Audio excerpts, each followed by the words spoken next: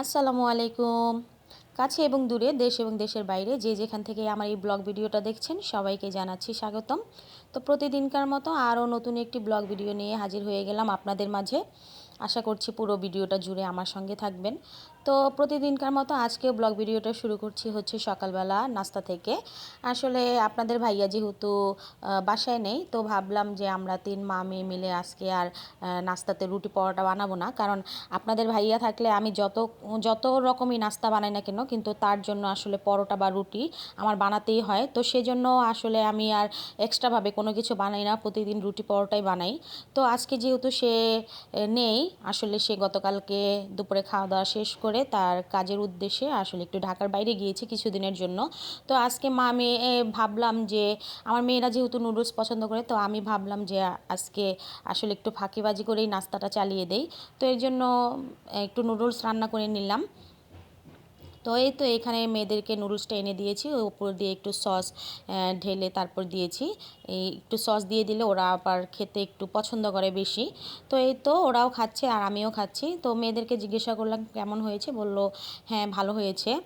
আর ওরা যেহেতু ঝাল খায় না, তো সেক্ষেত্রে আমি মরিচটা এখানে কুচি করে দেইনি, তাই আমি আলাম মরিচটা একটু কামড়ে কামড়ে খেয়ে নিচ্ছিলাম। তো নুডলসটা খেতে খেতে আসলে ভাবছিলাম যে আজকে দুপুরবেলা রান্নাতে কি করব।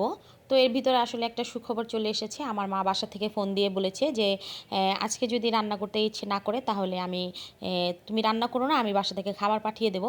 তো ভাবলাম যে আসলে এই সুযোগটাকে হাতছাড়া করে, কারণ সরকারি চাকরিজীবী ব্যবসায়ী সবার কিন্তু ছুটি আছে, শুধু একমাত্র গৃহিণীদের কোনো ছুটি নেই। তো ভাবলাম যে আসলে এই সুযোগটা কাজে লাগিয়ে ফেলি।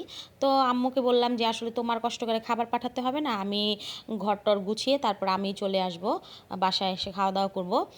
তো আসলে আমার বাসা থেকে আমার মায়ের বাসা একদমই কাছে, মানে 2-3 মিনিটের রাস্তা। তো তাই চটজলদি করে সুযোগটা কাজে লাগিয়ে নিলাম। এখন মা মেয়েরা নুডলসটা খেয়ে আর ঘরটর গুছিয়ে টুছিয়ে তারপর বাবার বাসায় চলে যাব। মা যেহেতু রান্না করে রাখবে, তো চলে যাব সে বাসায় খেতে। তো পুরো ব্লগ ভিডিওটার সাথেই থাকুন আর দেখতে থাকুন। ভালো লাগলে অবশ্যই একটা লাইক দিয়ে ভিডিওটা কন্টিনিউ করবেন এবং আমার চ্যানেলটাকে সাবস্ক্রাইব করে আমার পাশেই থাকবেন। এই তো নাস্তাটা শেষ করে চলে এসেছি কিচেনে। আসলে কিচেনে অনেকগুলো থালাবাটি জমেছিল, তো এইগুলোকে আমি আসলে আগে মেজে নিয়েছিলাম, তো এর মাঝখানে পানি চলে গিয়েছে। তো এর জন্য আবার রেখে দিয়েছি। তো এখন পানি চলে এসেছে, তো তাই চটজলদি করে থালাবাটিগুলো সব ধুয়ে গুছিয়ে টুছিয়ে রেখে দেবো। কারণ রান্না না থাকলে কি হয়েছে, আদার্স অন্যান্য ঘরের কাজকর্ম তো থাকেই। আবার বাচ্চাদেরকে পরিষ্কার পরিচ্ছন্ন করা, ওদের গোসল টোসল করানো, ঘর দুয়ার গোছানো সব কিছুই কিন্তু আছে, শুধু রান্নাটা নেই। আসলে হাফ ছুটি আর কি। তো যাই হোক, এই তো এইখানে থালাবাটিগুলো আমি সুন্দর করে সবগুলো ধুয়ে নিয়েছি। এখন যেটা যেখানে রাখার দরকার সেটা সেখানে আমি রেখে দেবো। রেখে সুন্দর করে এখন কিচেনটাকে একটু পরিষ্কার করে নেব। অফ ক্যামেরাতে অবশ্যই সেটা আর আপনাদেরকে দেখাবো না, কারণ যেহেতু বাবার বাসায় যাব, সেখানে আসলে কী কী করলাম তাও দেখতে পাবেন। তো এই তো সেগুলো কিন্তু গুছগাছ করে রেখে এই যে বাবার বাসায় চলে এসেছি। এই যে দেখুন নাচতেছে, এটা কিন্তু আমার ছোট ভাই। তো আসার পরে ওরা কোক খাচ্ছিল, তো মা আমাকেও কোক দিল, আমি একটু খেলাম। তো আর এখানে আমার মেয়ে এসেই কিন্তু ছবি আর্ট করতে বসে গিয়েছে। দেখুন এই ছবিটা ও আর্ট করেছে, কেমন হয়েছে অবশ্যই কমেন্টে জানাবেন। আমার কাছে তো ভালো লেগেছে, আর আমার মেয়ে কিন্তু মাশাল্লাহ খুব সুন্দর আর্ট করতে পারে। তো এই তো এখানে সে ঘরে আর্ট করেছে, পাহাড়, সূর্য, গাছ, সেগুলো একে একে আমাকে দেখাচ্ছে। বলছে যে আম্মু কেমন হয়েছে, মানে এই ঘরের উপর দিয়ে আবার ধোয়া ওঠে, সেটাও আর কি আর্ট করেছে। যেরকম আর কি বাচ্চাদের মন যেভাবে আর কি চেয়েছে, মাধুরী মিশিয়ে সে আর্ট করে নিয়েছে। তো আমাকে বলল যে একটু আম্মু তুমি একটু ভিডিওতে দেখাও, তো আমি আরেকটু দেখিয়ে দিলাম। আর এই দিকে দেখুন আমার ছোট ভাই আর আমার ছোট মেয়ে মারামারি লেগে গিয়েছে। তারা আসলে একদমই পিটাপিটি, অল্প কয়েকদিনের ছোট বড়, তো এর জন্য তারা সবসময় মানে মিলেও থাকে, আবার ঝগড়াঝাটি তো লাগে। আর এই দিক দিয়ে আমার মা প্লেট নিয়ে ঘুরছে, সবাইকে খাওয়ানোর, বাচ্চাদেরকে খাওয়ানোর জন্য বলছে যে আসো তোমাদের খাইয়ে দেই। তো যাই হোক, আমি একটু বেলকনিতে চলে আসলাম। এই যে আমার ভাতে যে এখানে লুকিয়ে আছে, আর ওর তো সারাদিন একই কাজ, শুধু গুলি নিয়ে ঘুরে, হাতে পিস্তল নিয়ে ঘুরে। মানে সে শুধু পিস্তল দিয়ে এক একজনকে গুলি করে, বম মারে, এটাই হচ্ছে তার কাজ। সে কিন্তু অনেক ছোট, মাত্র ২ বছর হয়েছে, অনেক বাচ্চা, কিন্তু তারপরও পিস্তল হাতে নিয়ে সবসময় ঘুরে। আসলে বাচ্চারা এক এক সময় এক এক ক্যারেক্টারে থাকে। তো আপনাদেরকে আসলে একটু বাইরের সিনারিগুলো দেখালাম। দেখুন যে শীতের সময় কতটা ধুলাবালি দিয়ে ভরা, আসলে সব কিছু বাইরের বালি দিয়ে মনে হয় যে কি বলে সেটাকে, বালির আস্তর হয়ে গেছে এরকম, গাছপালা থেকে শুরু করে সব কিছু। তো এই তো মার বাসায় এসেছি, আসলে অনেকক্ষণ হয়েছে। মা আসলে খাবার খেতে বলছিল, আমি বলছিলাম যে না, তোমাদের সাথে একসাথেই খাবো, যেহেতু আমার ভাইয়ের বউ এখন একটু কাজ করছে। তো চলুন একটু দেখে আসি যে মা কি রান্না বান্না করেছে, আপনাদেরকেও একটু দেখাই। আর আমার মায়ের বাসার ফ্ল্যাটটা কিন্তু অনেক বড়। তো দেখি মা কি রান্না করেছে। এই তো এখানে মনে হয়, হ্যাঁ, ডিম রান্না করেছে। এই তো মা এখানে ডিম রান্না করেছে, আর হচ্ছে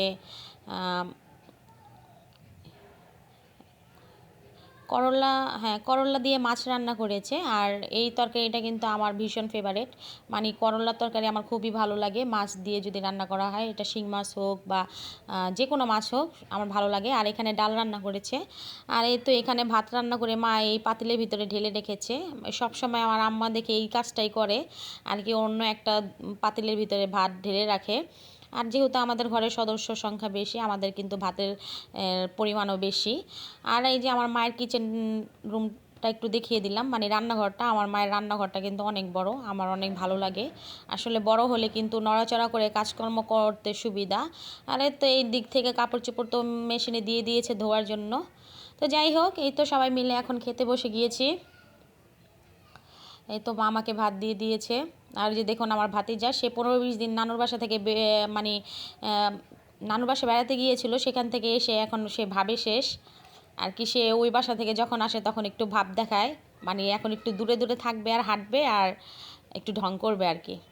এই তো আমি প্রথমে আসলে ডিম দিয়েই খাচ্ছিলাম, মা প্লেটে তরকারি দিয়ে দিল।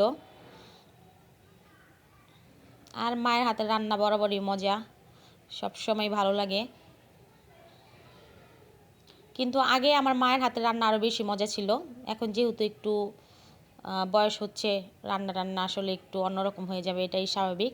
আর এইখানে যে মা কিন্তু ছোলা বুট কিনে এনেছিল, তো সেখান থেকেও একটু দিল ছোলা বুট, তো সেটাও খেলাম। আসলে ভাত দিয়ে ছোলা বুটও খেতে ভালোই লাগে।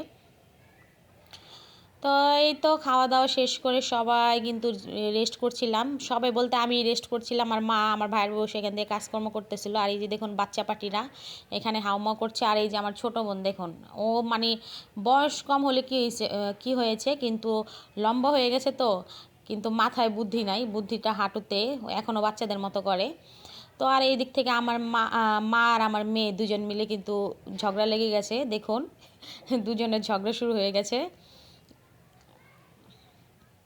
আসলে নানি নাতির দুষ্টামি। তো যাই হোক, মাগরিবের আজান দিয়ে দিয়েছে, মাগরিবের নামাজ পড়ে এখন এই তো চা রান্না করে নিয়ে আসলো আমার ভাইয়ের বউ। তো সেটা আসলে এখন খাবো, কারণ বিকেলবেলা তো 1 কাপ, মানে বিকেল বা সন্ধ্যায় তো 1 কাপ চা না হলে চলে না। আর যেহেতু সবাই আছি, তো এখন চাটা খেয়ে নেব। তো চাটা আমি ঢেলে দিচ্ছিলাম সবাইকে, কারণ আমাদের ঘরের একদম ক্ষুদে সদস্য থেকে শুরু করে বৃদ্ধ বয়স পর্যন্ত সবাই চা খায়। তো এর জন্য এতগুলো কাপ, যেহেতু বাচ্চারা আছে। আর আমার আব্বু এখনও বাসায় নেই, আমার আব্বু ভাই ওরা কেউ বাসায় নেই, ওরা আসলে ওদের কাজে বাইরে আছে। শুধু আমি, মা, আমার ভাইয়ের বউ আর বাচ্চা কাচ্চা এগুলো এই বাসায়। আর আমার খালা এসেছে আবার উপর থেকে, মানে 6 তলায় থাকে, সেখান থেকে আবার খালা এসেছে। তো তো সবাই মিলে একসাথে চাটা খেয়ে নেব। তো ভিডিওটা যদি আপনাদের ভালো লেগে থাকে তাহলে অবশ্যই কিন্তু লাইক কমেন্ট শেয়ার করবেন এবং চ্যানেলটাকে সাবস্ক্রাইব করে আমার পাশেই থাকবেন। আর অবশ্যই অবশ্যই আমার চ্যানেলটাকে একটু সাবস্ক্রাইব করে দেবেন, কারণ আপনাদের সাপোর্ট না থাকলে কিন্তু আসলে এগিয়ে যেতে পারবো না। বরাবর কিন্তু আমি একই কথা বলি।